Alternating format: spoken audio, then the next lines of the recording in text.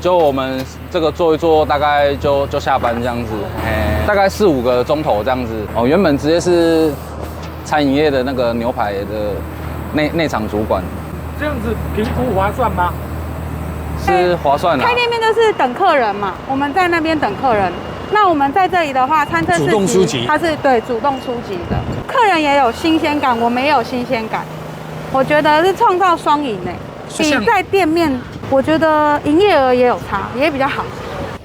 没错，今天要为大家介绍的可以说是2025年最夯的赚钱模式之一，也是新形态的餐车经济。可以看到大太阳下，这2位已经开始摆摊，将生财器具一一就定位。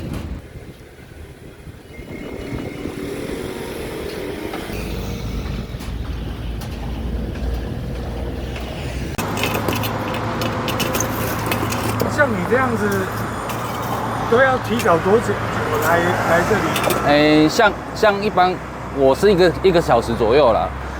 其他的摊商可能他有的是做好半成品来，哦，所以他准备时间比较短。对，准备时间比较短。当初是怎么样想会要租这种停车场？因为也想符合现在消费者，就是说下班方便啊，买个东西吃这样子。基本上我们主要是针对特定地区的消费族群做贩卖啦。夜市的部分是可能会有观光啊，还是说它范围比较广阔，所以它的人潮会比较多。其实路边我们这种成本也是，因为它时间比较短呐，没有办法像说夜市有时候做到半夜这样子。我们这个做一做，大概就下班这样子。因为你这样大概几个小时？大概4、5个钟头这样子。原本的职业是什么？哦，原本直接是餐饮业的那个牛排的内场主管。那怎么会想说要自己跳出来？哦，因为其实我们去上班其实时间也是蛮长的啦，然后对被绑住，然后我们想说做点生意，然后时间上比较自由这样子。自己做老板这样？对。你这样子评估划算吗？是划算啦，比较辛苦一点啦。做这个其实也比较辛苦，可是其实也是为自己打拼啦。辛苦面是哪一方面的？辛苦面基本上就是，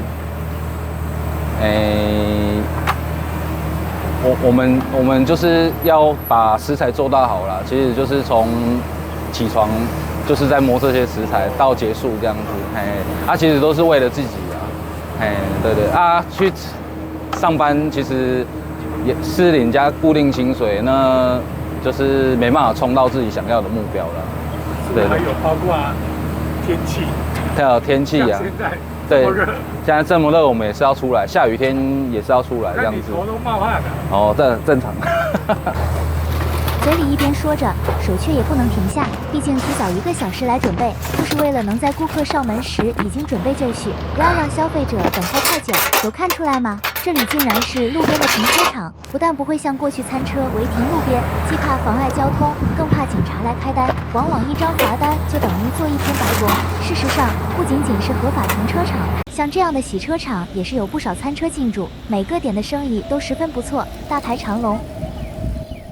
我想的部分是，这边也好停车啊，让民众来消费的话，他至少有个地方停这样子，不用说临停红线啊，造成警察来违规开单，对。所以也不用说看到警察就跑啊这样。对，餐车大概也要上百万的花费了，因为你新车嘛，新车就现在外面的行情就大概50、60万以上，那装潢的部分跟设备的部分。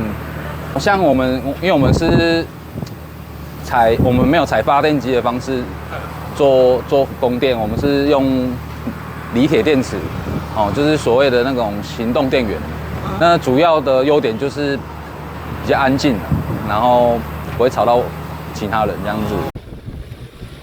随着科技的进步，架子上的玉米已经可以由机器自动翻转，相较过去必须人工手动翻转，长期下来所造成的职业病可以说轻松很多，只需要顾好火候，补充木炭就行了。为的就是强调一个古早味，再搭配精心调制的酱料，这阵阵香味实在令人垂涎欲滴。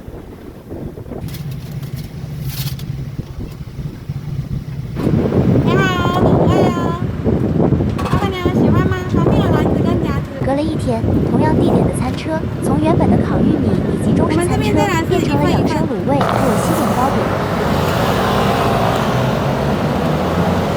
好的，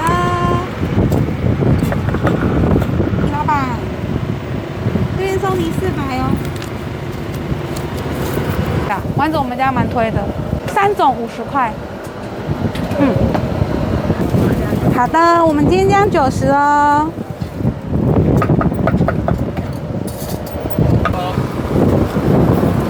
旁边有餐具哈，谢谢。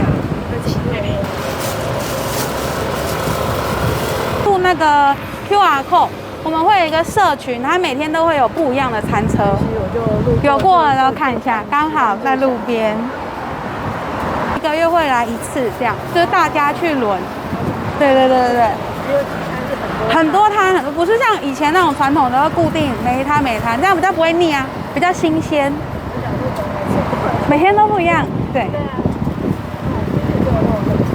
每天都有新的感觉。没错，和夜市以及传统餐车最大的不同，就是地点虽然固定，但每天来上工摆摊的餐车却不会固定，而是由场主来安排。场主负责在各地承租合法空间，然后找来各式各样的餐车并成立群组，消费者只要扫个条码就能加入，然后透过每天公布的班表得知明天会有哪些餐车服务。因此，不但消费者每天都会看到不同的餐车，就连餐车业者本身也可能1-2个月才会再轮到同一个地点，其他时间则是照住业者给的班表到处跑，北从淡水，南到新竹，服务范围相当广泛。你之前是在做哪一方面的？我们是做开店面啊，本来这个也有店面，卤味的店面是，但是因为开店面就是等客人嘛，我们在那边等客人。那我们在这里的话，餐车主动出击，它是对主动出击的。之前店面做多久？卤味的话，大概1年。1年。对。那是怎么样子会想说跳出来做餐车？就想说增加客群，然后刚好有人介绍我们去。这个模式和原本的店面比较起来，最大的不同是什么？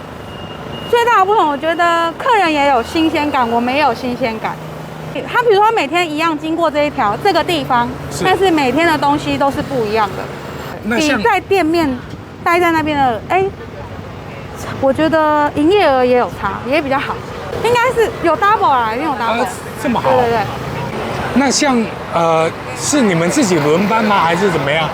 大家去轮流排班，就是会有一个负责人，然后跟我们大家去协商，每个人去轮流排班嘛，有画到的人就可以照着班表来上班。所以你们就是所谓的场主在统筹。是的。那你们照着班表可以沟通的吗？还是可以啊。比如说可能有人我们有撞摊啊，还是有一样的性质，可能场主会帮你去做调整协调。